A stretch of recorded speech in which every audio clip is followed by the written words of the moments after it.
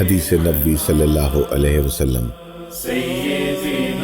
حضرت ابن عمر رضی اللہ تعالیٰ عنہ سے روایت ہے کہ حضور نبی اکرم صلی اللہ علیہ وسلم نے فرمایا، جنت سال کے آغاز ہی سے اگلے سال تک رمضان المبارک کے لیے سجا دی جاتی ہے۔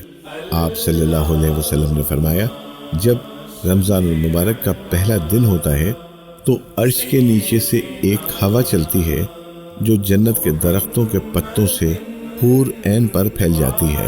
پس وہ حور عین یہ دعا مانگتی ہے، اے اللہ، ہمارے لیے اپنے بندوں میں سے ایسے شوہر بنا جن سے ہماری آنکھیں ٹھنڈی ہوں اور ہم سے ان کی آنکھیں ٹھنڈی ہوں۔